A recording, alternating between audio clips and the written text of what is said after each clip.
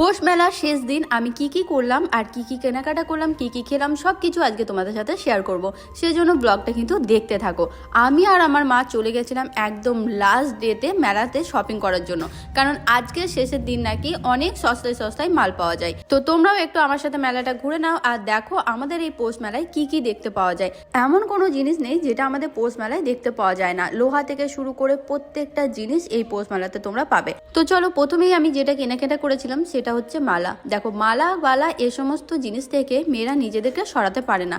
তাই আমি যেহেতু শাড়ি পরতে খুবই ভালোবাসি আর শাড়ির সাথে এ সমস্ত সেট ভীষণ ভালো যায়, তাই আমি ভাবছিলাম কোনটা নেব কোনটা না নেব। এখানে প্রত্যেকটা সেট এত ভালো আর এত সস্তায় তোমরা ভাবতে পারো এই সমস্ত মালা 100 টাকায় পাওয়া যায়। দেখো, প্রথমে তো একটা মালা পছন্দ করেছিলাম, সেটার কানের ছিল না, তাই আমাকে বানিয়ে দিচ্ছিল কাকু কানেরটা। আর এত সুন্দর তাড়াতাড়ি মতো বানিয়ে দিল না যে আমি দেখেই অবাক হয়ে গেলাম। তো আমি ভাবলাম এই তিনটেই নিয়ে নেবো। তারপরে ডিসাইড করেছিলাম যে দুটো সেটা কিন্তু অবশ্যই তোমাদেরকে দেখাবো। আর এই দেখো, যেই নার্সারি থেকে আমি গাছ আনি সেই নার্সারিরও একটা স্টল বসেছে।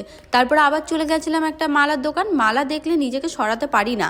আর এখানে বিভিন্ন ধরনের কালেকশন ছিল, তবে দামটা একটু বেশি ছিল। পৌষ মেলায় আসতে গেলে একটু দামাদামি করতে হয়, মানে তোমরা যে দাম বলবে সে দামে নিয়ে নিলে সেটা কিন্তু লস, কারণ ওর থেকে অনেক কম দামে জিনিসপত্র পাওয়া যাবে। তারপর দেখো এখানে হাতে কি সুন্দর বানিয়েছে।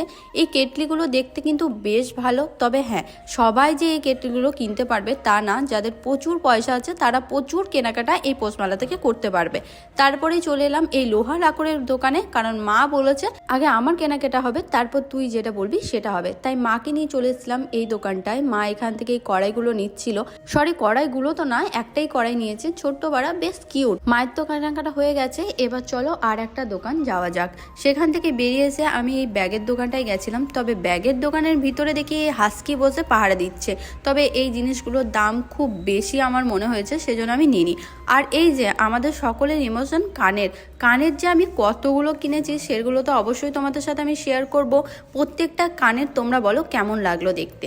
তারপরে চলে এসেছিলাম এই ব্যাগের দোকানটায়। ব্যাগগুলো বেশ বসে বানাচ্ছিল, আন্টিদের কাছে দেখছিলাম কিভাবে বানাচ্ছে।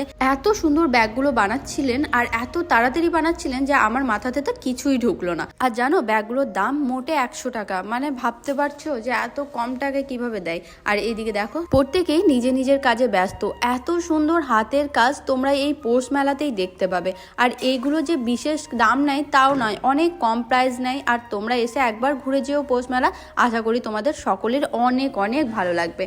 তারপরে আমি আমার মাকে নিয়ে চলে গেছিলাম কাপড়ের দোকানে, কারণ আমার কিছু নেওয়ার ছিল, বাট এখানে দামটা একটু বেশি বলছিল আর দাম কমাচ্ছিল না।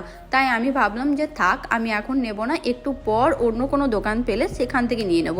তাই আমি আর মা আগেই যাচ্ছিলাম। আর এত ভিড়, মানে আজকে লাস্ট ডে, এত ভিড় কি বলবো। তাই চলে এসেছিলাম পেয়ারার দোকানে, কারণ আমার খিদে পেয়ে গেছিলো। আর মেলাতে আমি বিশেষ কোনো জিনিস খাই না, পেয়ারা মাখাটা খেতে ইচ্ছা করলো। কাকুকে বললাম ঝাল করে একটু পেয়ারাটা মেখে দাও তো। ভালো করে পেয়ারাটা ধুয়ে কাকু আমাকে ঝাল করে মেখে দিল। পেয়ারা মাখা খেয়ে সোজা চলে এসেছিলাম এই ব্যাঙ্গেলসের দোকানে। এত ব্যাঙ্গেলস, মানে কি বলবো, আমার হাতে তো একদমই মানায় না, কারণ আমার হাতগুলো একদম পাতলা। বাট আমি তবুও ট্রাই করছিলাম যে আমার সাইজে পাওয়া যায় কিনা। তারপর মা বললো বেশ ভালো লাগছে, তুই নিয়ে নে। তো আমি নিয়েছিলাম। কোনটা নিয়েছি অবশ্যই অন্য একটা ভিডিওতে দেবো। এই যে এটা গোল্ড প্লেটের একটা দোকান এসেছিল, সেখানটায় গিয়েছিলাম।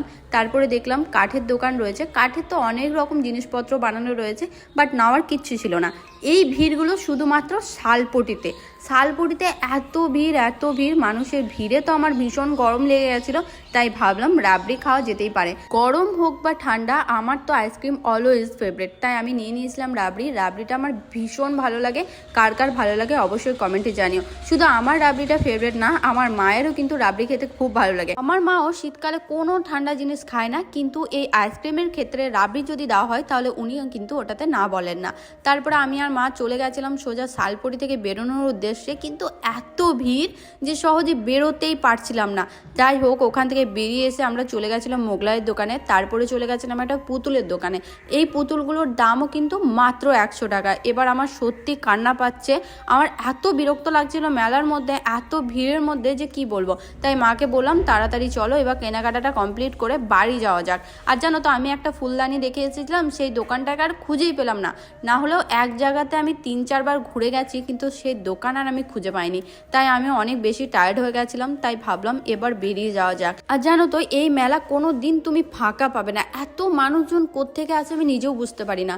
তারপর খেয়েছিলাম একটু ফুচকা খাওয়ার পরই চলে গেছিলাম একটু নাগরদোলা সাইডটাই, কারণ আমি ভেবেছিলাম ওই দিকের রাস্তাটা একটু ফাঁকা থাকবে, কারণ দিনের বেলায় তো নাগরদোলা চড়া যায় না।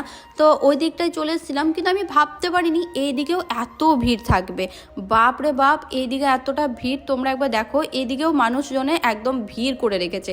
যাই হোক, তারপরে দেখলাম যে জলপুরি স্টল এসেছিল, একটা জলপুরি, যেটা এখন খুবই ট্রেন্ডিংয়ে চলছে, আর সেটাই মাইকিং করছিল যে আপনারা আসুন আর ভিডিও বানান আর আপনারাও ট্রেন্ড করুন। তো আমি ওখান থেকে বেরিয়ে গেছি, আবার সেই মালার দোকান, মানে একটা নিয়েছি, দুখানা নিয়েছি, তারপরেও মায়ের মনে হলো আর একটা নিয়ে নিই। তো এখানে দেখছিলাম যে কোনটা নেওয়া যেতে পারে, কোনটা ম্যাচ হচ্ছে না অন্যটার সাথে। তো আমি অনেকগুলো দেখার পর আমার একটাও পছন্দ হয়নি। তো আজ আসি, টাটা।